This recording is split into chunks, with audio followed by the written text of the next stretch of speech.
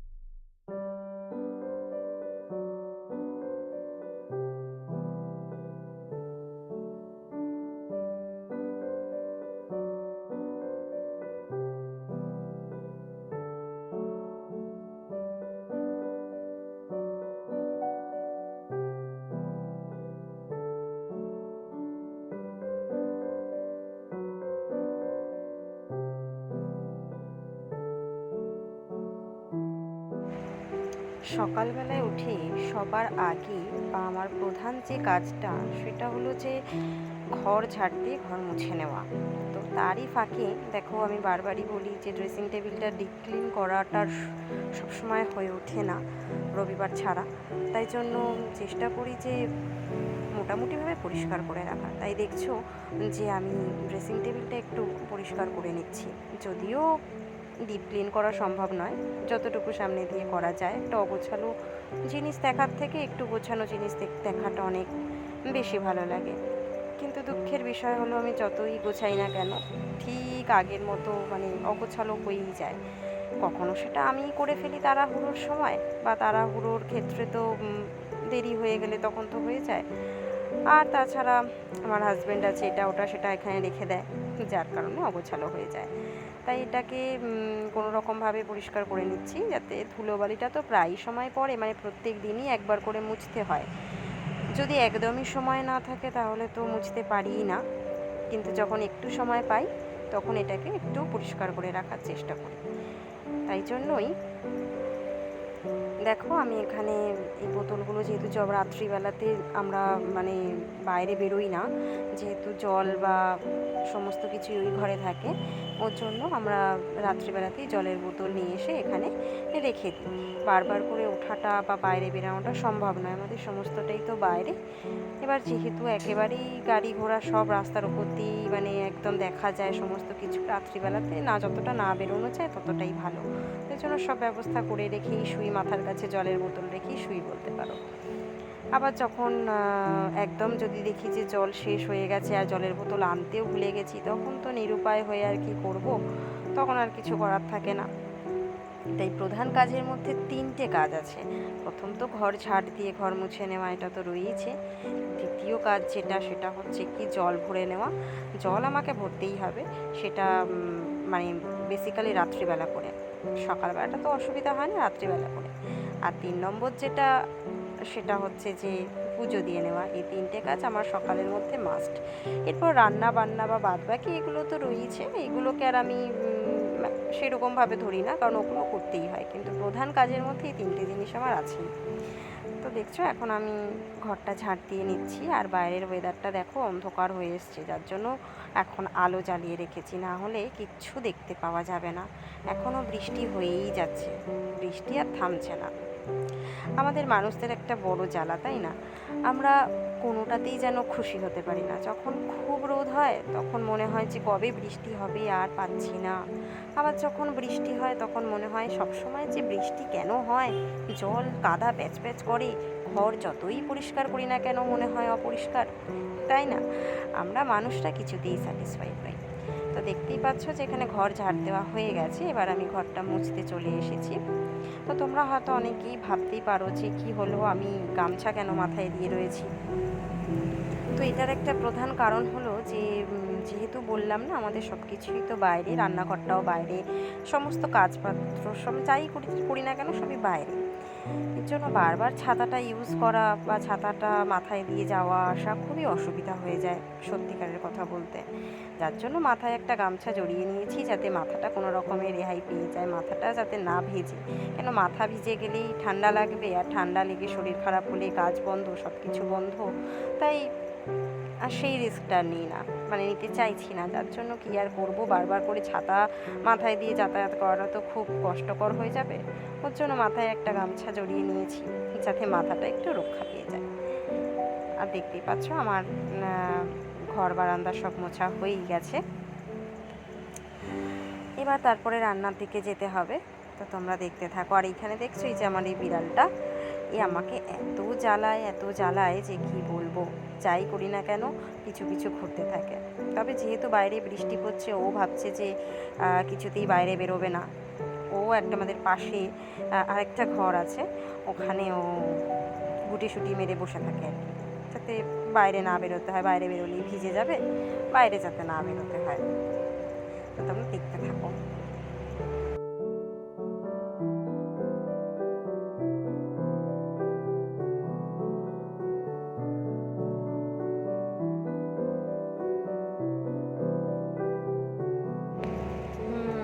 এবার চলে এসেছি রান্নাঘরে রান্না করার জন্য।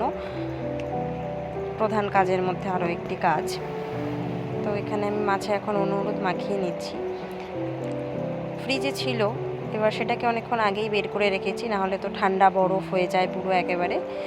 তো সেটাকে জল দিয়ে ভিজিয়ে রেখেছিলাম যাতে অসুবিধা না হয়। তো এখানে এখন আমি মাছটা ভেজে নিচ্ছি। আজকে বেশি কিছু রান্না করব না, দু রকমই রান্না করব, তাই মাছটাকে আগে ভেজে নিচ্ছি। সবজি টবজি অনেক সময় তো রাত্রে কেটে রাখি বলেইছিলাম, তো কালকে রাত্রিবেলাতেই কাটা ছিল। তার জন্য সকালবেলা তার অসুবিধা হলো না। যেহেতু ঘরের কাজটা প্রায় কমপ্লিট হয়েই গেছে, ঘর মোছা হয়ে গেছে, মানে ঘরের দিকে আমাকে আর এখন তাকাতে হবে না, শুধুমাত্র রান্নাটা করলেই হয়ে যাবে। তাই জন্য রান্নাতেই চলে এলাম। এদিকে কড়াই দেখেছো তেল গরম হয়ে গেছে। আর কড়া যদি গরম না হয় বা তেল যদি গরম না হয়, তাহলে তো মাছ ভাজতে গেলে একদম অবস্থা খারাপ হয়ে যাবে। মাছ এমনভাবে আটকে যায় যে কী বলবো। তাও না, ফ্রিজে রাখা তো, তাও দেখি মাঝে মধ্যেই যতই আমি তেল গরম করে মাছ ছাড়ি না কেন, অনেক সময় আটকে যায়। জানি না কেন সেটা হয়, আবার অনেক সময় হয়ও না যদিও। এখানে তাই আমি ভাবছি যে কড়া তো গরম করেই নিলাম, তাই মাছটা ছাড়ছি, আর তাই ভাবছি যে কড়া তো আমি গরম করে নিয়েছি, কিন্তু এরপরেও যদি আটকে যায় তাহলে তো খুব সমস্যা হয়ে যাবে। এসব ভাবতে ভাবতেই আর কি মাছটা দিয়ে দিলাম। আর কি করব, যেরকমই হোক করতে তো হবেই, নাহলে আবার বেশি ভাবতে গেলে আবার ঘড়ির কাঁটা দাঁড়াবে না। ঘড়ির কাঁটা তো ঘড়ির কাঁটার মতোই চলবে, সময়টাও এগিয়ে যাবে, তাই আর কিছু করার নেই। এবার এখানে দেখো আজকে আর মিক্সিতে আমি মশলাটা বাটছি না, কারণ একদম অল্প মশলা তো, যেহেতু অল্প মশলা তাই জন্য মিক্সিতে বাটলে মিক্সিটাও নষ্ট হবে, আর দরকারও নেই। এইটুকু মশলা হাতেই বেটে নেওয়া যায়, প্রায় অনেক দিন পরেই বাটছি তো, তাই জন্য কি আর করবো, অল্প করে তো মশলা বাটবো, তাই মশলাটা বেটে নিচ্ছি।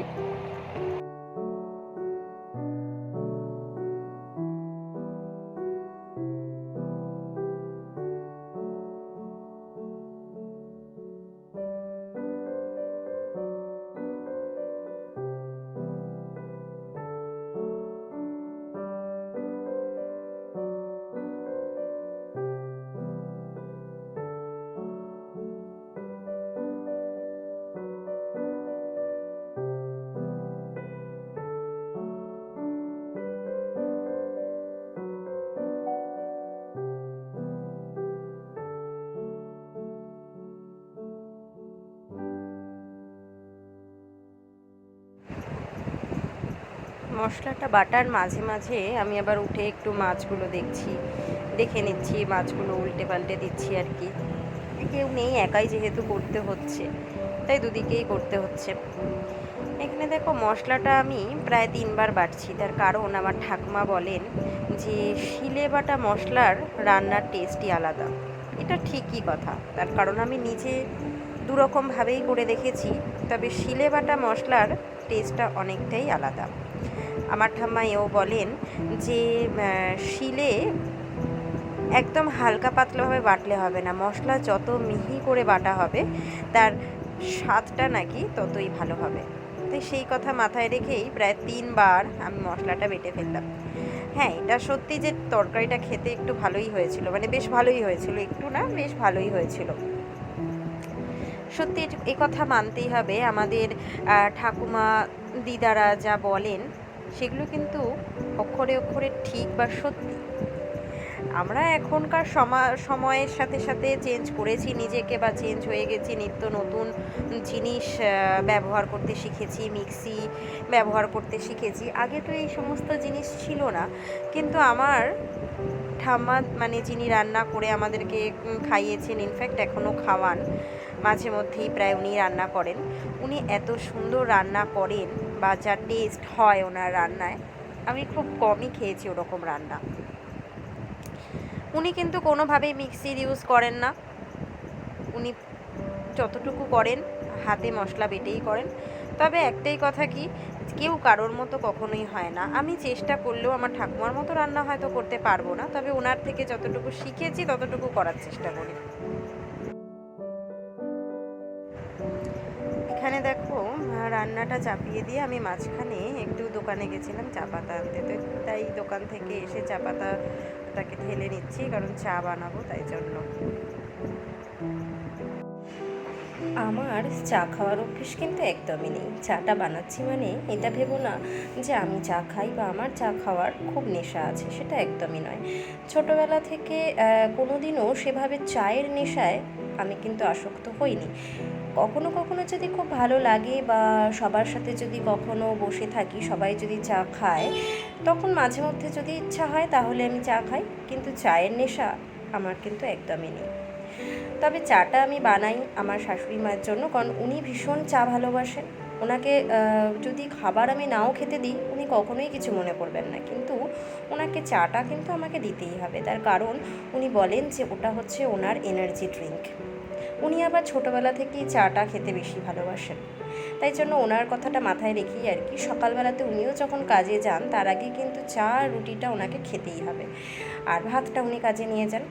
ওর জন্যই সকালবেলাতে চা বানাতে গিয়ে দেখি যে চা পাতা শেষ হয়ে গেছে, তাই জন্যই আগে দৌড়ে গেলাম চা পাতা নিয়ে আসতে। তাই চা পাতা এনে ঢেলে ফেলেছি, একটু পরেই চাটা বসিয়ে দেব। এখানে দেখো আমি আলু আর ঝিঙেটাকে ভাজতে দিয়ে গেছিলাম, কমিয়ে দিয়ে গেছিলাম, তাই এসে দেখি যে হয়ে গেছে প্রায় ভাজা।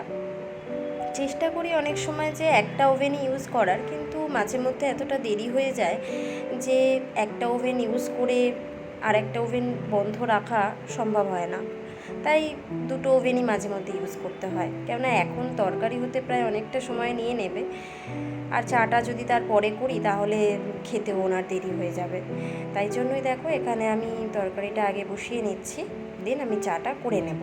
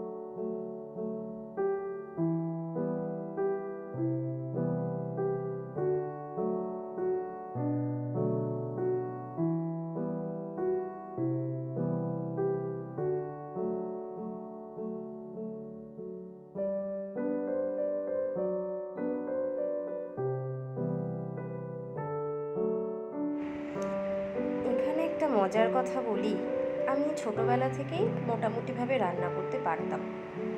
কারণ পরিস্থিতি এরকমই হয়েছিল যে আমি আর আমার বোন একা থাকতাম মানে মা বাবা থাকতেন, ঠাকুমাও থাকতেন, কিন্তু সব কিছু করতাম আমি একাই। তো যার কারণে রান্নাটা আমি মোটামুটি অনেক ছোটোবেলা থেকেই শিখে নিয়েছিলাম, সবই মোটামুটি রান্না করতে পারি। বাইরের খাবার বাদ দিয়ে ফ্রাইড রাইস বা ভ্যারাইটিস যেরকম রান্না হয় না, ফ্রাইড রাইস, চিলি চিকেন, এগুলো কোনো দিন ট্রাই করিনি। ঘরোয়া সব খাবারই রান্না করতে পারি। কিন্তু মজার কথা হচ্ছে এটাই যে আমি কোনো দিনই সেভাবে চা বানাতে পারতাম না, কোনো দিনই না। কেননা প্রথমত ওই যে বললাম আমি নিজে একদমই চা খেতে পছন্দ করি না বা পছন্দ করতাম না, এখনও খুব একটা নয়, যদি হয় তো হলো, না হলো আমার কোনো যায় আসে না, এই একটা ব্যাপার থাকে। তো সেক্ষেত্রে চা বানাতে আমি একদমই সেভাবে পারতাম না। কেউ আসলে যে দুধ চা করে খাওয়াবো সেই কনফিডেন্সটা কিন্তু আমি পেতাম না। অন্য কিছু রান্না করে আমি খাইয়ে দেবো, কোনো অসুবিধা নেই, বা ভালোভাবেই করতে পারবো। কিন্তু চায়ের সমস্যাটা এরকমই হয়ে গেছিলো যে কেউ এসে যদি বলতো একটু চা করো, আমি সবসময়তেই আমার বাড়ির লোক মানে মা, বাবা বা ঠাকুমা আর এখানে আমার শাশুড়ি মাকে এগিয়ে দিতাম যে তুমি চাটা বানিয়ে আনো। তো চা বেসিক্যালি করা শিখেছি আমি বিয়ের পর থেকে। শাশুড়ি মা বলতেন বা বলেন এখনও যে তুমি যখন সব রান্না করতে পারো চাটাই বা কেন বাদ থাকবে, সব রান্না তুমি ভালোই করো, তাহলে চাটাই বা কেন বাদ থাকবে, তুমি চেষ্টা করো, আমি তোমাকে শিখিয়ে দিচ্ছি। তো বলতে নেই, ওনার তত্ত্বাবধানেই আমি চা বানানোটা শিখেছি। মোটামুটিভাবে এখন পারি চা বানাতে। একদমই যে কেউ আসলে চা বানিয়ে দিতে পারবো না সেটা কিন্তু নয়, চেষ্টা করেছি। এখন পারি, মোটামুটি ভালোইভাবেই চা বানাতে পারি। তা দেখলে ওখানে আমার চাটা রেডি হয়ে গেছে। উনি যেহেতু সুগার পেশেন্ট, তো ওনার চায়ে চিনি আমরা দিই না, মানে আমি দিই না, ওর জন্য ওনার চাটা রেডি করে ওনাকে দিয়ে এসেছি। উনিও কাজে বেরাবেন খেয়ে টেয়ে, তাই চাটা আমি দিয়ে এসেছি। এখন দেখো তরকারিটা দেখে নিচ্ছি, প্রায় তরকারিটা হয়েই গেছে, টেস্ট করে দেখছি যে সমস্ত ঠিকঠাক আছে কি না। তার কারণ আমার বরের আবার এদিকে কিন্তু ভীষণ একটা অসুবিধা রয়েছে। একটু কিছু কম বেশি হলে হয়তো সবসময় বলে না, কিন্তু ঠিক বুঝতে পেরে যায় যে এটা কম আছে বা এটা খাওয়ার বিষয় ওর কিন্তু প্রচণ্ড মানে কি বলবো, একটু খুঁতখুঁতে টাইপেরও। যদি ভালো না হয় তাহলে কোনোভাবেই কিন্তু সেটাও খাবে না, আর যদি ভালো হয় তাহলে ওকে যেটাই দেবে ও সেটাই খাবে, এরকম ব্যাপার। তাই ওর কথাটা মাথায় রেখে একটু তো আমাকে কেয়ারফুলি রান্না করতেই হয়। আর সব থেকে বড় কথা কি, যখন আমি বাপের বাড়িতে ছিলাম বা বাবা মায়ের আশ্রয়ে যখন ছেলেমেয়েরা থাকে, তারা যাই রান্না করুক না কেন বাবা মা কিন্তু হাসি মুখেই খেয়ে নেয়, কিন্তু সেটা সব জায়গাতে কিন্তু হয় না, সত্যিই হয় না। এটাকে যদি আমি দেখি এইভাবে যে দুভাবে আমি দেখতে পারি। একভাবে যদি দেখি তাহলে বলবো পৃথিবীতে বাবা মায়ের বিকল্প তো কেউ হয় না, হওয়া সম্ভব নয়। সেরকম আরেক দিক থেকে এটাও ভাবতে পারি যে আজকে হয়তো একটু খারাপ লাগে যদি কিছু খারাপ হয়, আর ও যদি সেটা বলে খারাপ লাগে ঠিকই, কিন্তু একদিক থেকে এটাও ঠিক, ও যদি খারাপটা না বলে যে এটা হয়নি এটা, তাহলে হয়তো উন্নতিটা আমি রান্নাতে করতে পারবো না। রান্না হোক বা যে কোনো ক্ষেত্রেই হোক, খুঁতটা বা ভুলটা যদি কেউ ধরিয়ে না দেয় না, তাহলে ভুল কিন্তু কখনোই শুধরানো যায় না। তাই জন্য সবসময়তে যে কোনো জিনিসকে দুটোভাবেই দেখা উচিত। এবার দুটোর মধ্যে আমরা কোন দৃষ্টি দিয়ে দেখব সেটা একান্তই আমাদের ব্যাপার। তাই জন্যই আমি চেষ্টা করি যে একটু ভালো করে রান্না করার, কেননা ও খায় হচ্ছে দিনে দুবার, যদি সকালবেলাতে না খায় তাহলে তো একদম রাত্রিবেলাতে এসে খায়। তাই খাবারটা যদি একটু ঠিকঠাক না হয়, সত্যিই তো খেতে খুবই অসুবিধা হয়। আমি যতই রান্না করি না কেন, অন্য জায়গাতে এসে অ্যাডজাস্টমেন্ট করতে একটু তো সময় লাগে। বাট যাই হোক, ওর এই ভুলগুলো ধরিয়ে দেওয়াতে আমি অনেকটা কিন্তু নিজেকে ঠিক করে নিতে পেরেছি।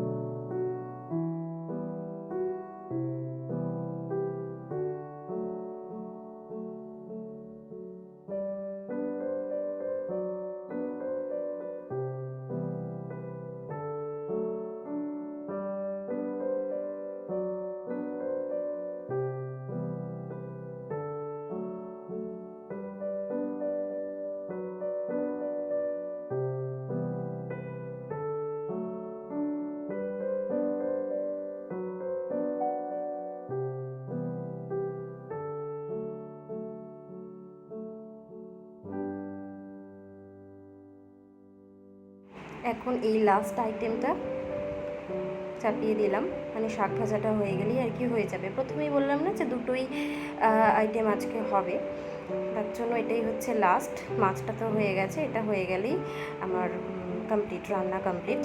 তাই এটা করতে করতেই যা বাসন পড়েছে সেই বাসনগুলোকে আমি একে মেজে নিয়েছি, কিন্তু সেটা শ্যুট করা সম্ভব হয়নি। বৃষ্টি তো, বারবার ক্যামেরা নিয়ে এদিক ওদিক করাটাও খুব টাফ হয়ে যাচ্ছে, তার জন্যই বাসন মাজাটা আর শ্যুট করা হয়নি। তো দেখতে পাচ্ছ এখানে আমি শাকটা চাপিয়ে দিচ্ছি, শাকটা চাপিয়ে দিয়ে সিদ্ধ হতে তো একটু টাইম লাগবেই। তো বাদ বাকি যে কাজগুলো রয়েছে, বাসন মাজা এই সমস্ত আমি করে নিয়েছি। আর এখানে দেখো আমি প্রথমেই বলেছিলাম আমার প্রধান কাজের মধ্যে বা ভালো লাগার কাজের মধ্যে আরও একটা জিনিস পড়ে, সেটা হচ্ছে পুজো দেওয়া।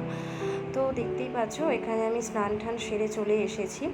রান্নার পরে আর তো কিছু শ্যুট করতে পারিনি, তাই কোনো দিনই তো পুজোটা ঠিক শেয়ার করা হয় না, তাই জন্য আজকে ভাবলাম যে এটা একটু শেয়ার করে নিই। তো আমি স্নান টান করে চলে এসেছি, এখন পুজোটা দিয়ে নেব, তারপরে গিয়ে আমি খাওয়া দাওয়া করে টিফিনটা ভরে নিয়ে আর কি চলে যাব অফিসে। তো দেখো এখানে আমি পুজো দিতে বসে পড়েছি।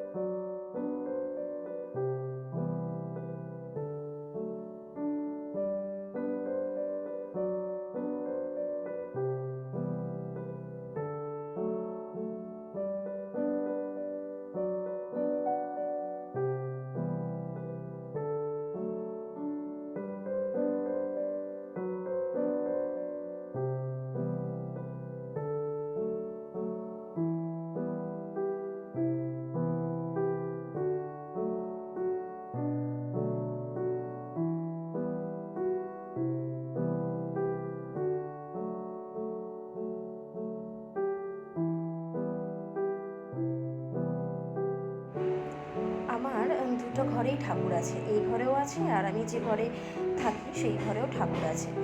তাই এই ঘরে ধূপ ধুনো দেওয়ার পরে ওই ঘরেও যাই আমি দিতে, সন্ধেবেলাতেও আর সকালবেলাতেও। কখনো বেশিরভাগটা আমিই দিই, বা কখনো যদি না হয় তখন আমার শাশুড়ি মা দেন। তো দেখছো বৃষ্টি কিন্তু এখনও থামেনি, এর মধ্যেই আমি পুজোটা দিয়ে নিচ্ছি। তো আজকে আর বেশি কিছু শ্যুট করতে পারিনি, কারণ এরপরেই খাওয়া দাওয়া করে আমি বেরিয়ে যাব অফিসে। Already I am getting late. তো আবার দেখা হবে অন্য একটা ভিডিওতে, অন্য এক রকম ভ্লগ নিয়ে। তো আজকের মতো টাটা।